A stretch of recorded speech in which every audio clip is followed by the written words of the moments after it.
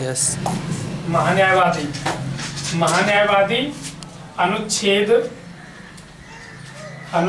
76 में 76 से 78 तक दिया गया है।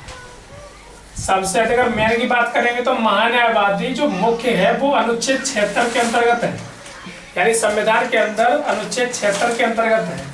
इसका जो इंग्लिश में नाम है अटॉर्नी जनरल ऑफ इंडिया, यानी इसे एजी कहते हैं। कहीं कहीं क्वेश्चनों में ये आ जाता है कि जनरल अटॉर्नी का नाम क्या है, यानी महान्यायवादी का नाम जनरल अटॉर्नी है, जनरल अटॉर्नी का नाम, यानी घुमा के पूछता है, कभी ये नाम दे देगा तो ये पूछेगा, ये नाम दे देगा तो ये नाम पूछेगा। दूसरी बात, महान्यायवादी की बात करेंगे तो जो महान्यायवादी है जो प्रथम, यानी भारत का प्रथम विधि अधिकारी होता है। विधि अधिकारी यानी महान्यायवादी भारत का प्रथम विधि अधिकारी होता है, अथवा ये कानून का मुख्य सलाहकार होता है। ये कानून का मुख्य सलाहकार होता है और ये इसकी जो नियुक्ति की जाती है, अगर नियुक्ति की बात करें तो इसकी नियुक्ति राष्ट्रपति के द्वारा की जाती है।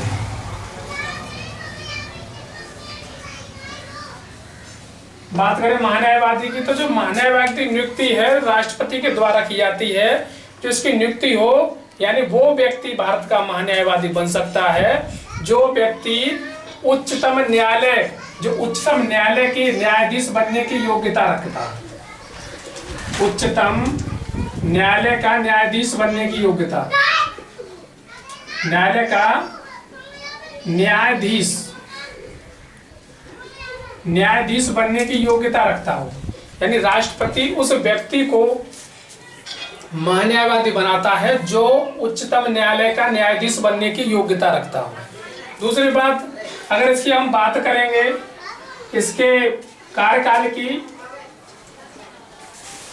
तो कार्यकाल यानी राष्ट्रपति प्रसाद पर्यंत रही, प्रसाद पर्यंत, राष्ट्रपति प्रसाद पर्यंत इसका पद है,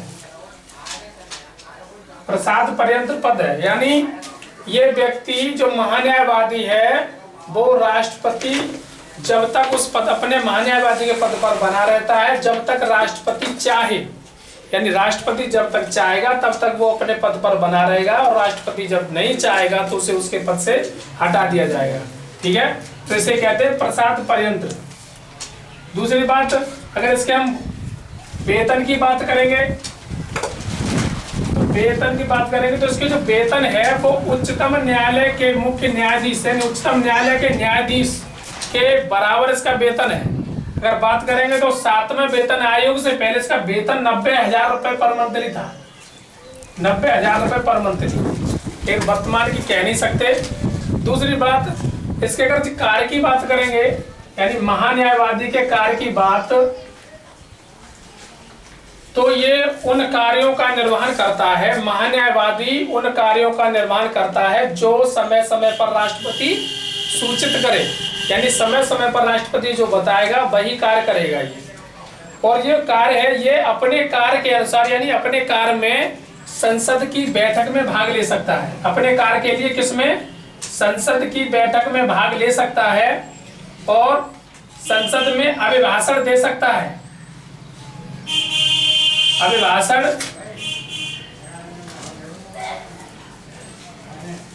संसद में अभिभाषण दे सकता है। अनुच्छेद 105 के अनुसार संसद की बैठक में भाग ले सकता है, संसद में अभिभाषण दे सकता है, लेकिन संसद की बैठक में मतदान में भाग नहीं ले सकता। संसद की बैठक के मतदान में भाग नहीं ले सकता। अनुच्छेद 88 के अनुसार। दूसरी बात, जे अपने कार्य के लिए, यानी महान्यायवादी अपने कार्य के लिए कहीं पर भी सुनवाई कर सकता है, यानी संसद में भी जा सकता है, उसमें बैठक में भाग ले सकता है, अभिभाषण दे सकता है, और उच्चतम न्यायालय में भी जाकर के सुनवाई कर सकता है, और उच्च न्यायालय में भी जाकर के सुनवाई कर सकता है।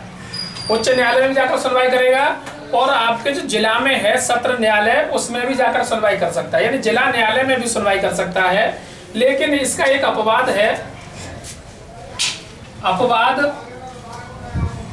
कहने का मतलब ये है, जब ये प्रथम विधि अधिकारी है या अधिकारी है अथवा मुख्य सलाहकार है, तो ये व्यक्ति यानी ये महान्यायवादी अधिकारी ये भारत के कानून के विरुद्ध यानी भारत के विरुद्ध कोई कानून की सुनवाई या किसी विधि की सुनवाई नहीं कर सकता।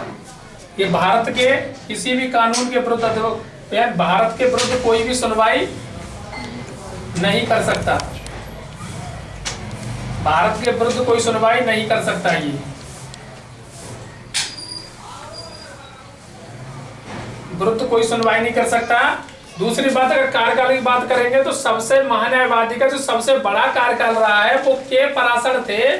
के पराशर को 9 अगस्त 1983 ईस्वी में चुना गया और 8 दिसंबर 1989 ईस्वी में जब अपने पद से हटे थे। उसके बाद में सबसे छोटे कार्यकाल की बात करेंगे तो सबसे छोटा जो कार्यकाल है वो सोली सोरावजी थी, जो 3 दिसंबर 1989 ईस्वी में चयनित हुए और 2 दिसंबर 1990 ईस्वी में जब अपने पद से हट गए। अगर वर्तमान में बात करेंगे तो वर्तमान में के वेणुगोपाल जी हैं। अभी वर्तमान में जो महान्यायवादी के पद पर हैं वो के वेणुगोपाल जी हैं। और दूसरी बात, ये महान्यायवादी जो पद का जो व्यक्ति है वो व्यक्ति कभी कभी ऐसा होता है कि कहीं पर सत्र नहीं है लेकिन उसे सुनवाई की जरूरत है तो ये अपनी कार पर बैठ करके भी सुनवाई कर सकता है।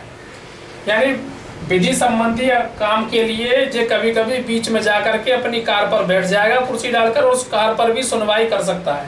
यानी कहीं पर भी जाकर के यानी विधि संबंधी कोई भी कार्य हो तो कहीं पर भी जाकर के सुनवाई कर सकता है। लेकिन इस महान्यायवादी पद को अन्य देशों के बारे में बात करेंगे तो अन्य देश में इसके लिए सरकारी वकील भी कहा जाता है। इसके लिए अन्य देशों में से सरकारी वकील के पद पर भी रखा जाता है। बस।